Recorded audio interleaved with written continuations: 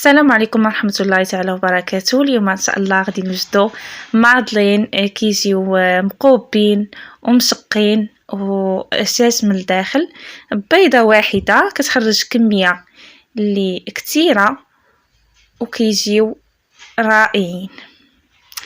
ما تنساوش ديروا جيم واشتركوا في القناة وفعلوا زر الجرس باش يوصلكم كل جديد.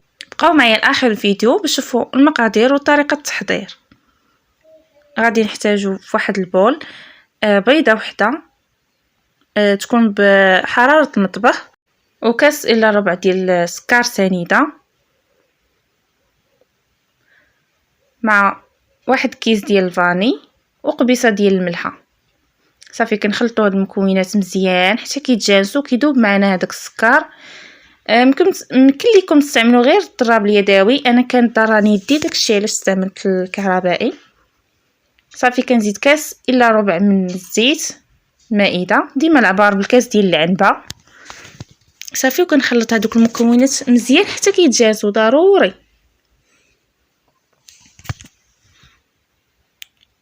وكنزيد كاس ديال الحليب، يمكن لكم تستعملوا دانون، المهم اللي متواجد عندكم.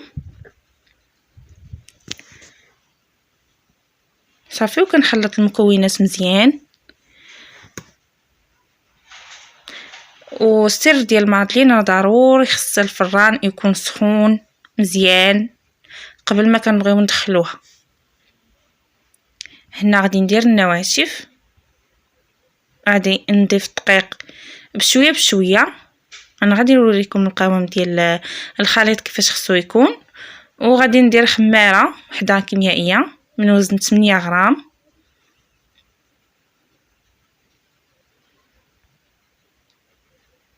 وصافي وضروري ما تغربلوهم، ضروري كتغربلوهم. صافي وكنبداو كنخلطوا حتى كنحصلوا واحد القوام اللي كيكون ثقيل شويه على الخليط ديال الكيك.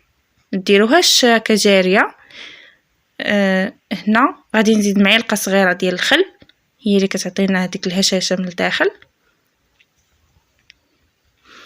صافي وكنخلط. هنا زدت قشور ديال الحامض للتنسيم ولا قشور ديال الليمون اللي عندكم. هنا زدت الدقيق، زيدوا غير بشويه بشويه حتى كتحصلوا على هذا القوام. المهم هنا راه مازال عندي كتكتبي داك الرقم ديال 8 ودغيا كيمشي، يعني مازال هنا ما حصلش على القوام المطلوب. غادي نزيد الدقيق صافي وكنخلط بحال هكا. كيجي القوام بهذا الشكل كتكتبي داك الرقم 8 وكيبقى شحال عاد كيمشي. صافي هذا هو القوام. هنا غادي ندخلها مجمد 10 ديال الدقائق. الا ما كنتوش مزروبين عليها ديروها غير لتحت في الثلاجه ساعه تقريبا، ضروري من هذه المرحله. صافي كنوجد ليمون ديالي، كنعمر، راه كتخلو غير واحد شويه من الفوق. صافي هنا زينتهم بالشوكولات، حبيبات الشوكولات كيبقى تزيين اختياري. وكما قلت لكم الفران يكون مسخن من قبل. مني تكونوا درتوهم في المجمد 10 ديال الدقائق نكونوا شعلنا الفران على اعلى درجه، ومني نبغيو ندخلوهم نقصوا ليهم. صافي كندخلوهم راك الفوق تكون العافيه من فوق منهم. الا عندكم فران كيشعل من الفوق ديروه، راه غادي تشقوا 100%. صافي راه كيجيونا بهذا الشكل محمرين ومشقين ومهوين من الداخل ومفشفشين كيجيو رائعين. ما تنساوش ديروا جيم، اشتركوا في القناه الا عجبكم الفيديو اخر ان شاء الله. والسلام عليكم. وكنأكد على المرحله ديال الطياب حيت كتكون هي اكثر من المرحله ديال الخليط، ضروريه باش كتنجح معكم لي كاب كيك. دائما يكون الفران سخون نقصوا ليه منين نبغوا ندخلوهم، وتكون العافيه من فوق منهم الا عندكم الفران كيشعل من الفوق.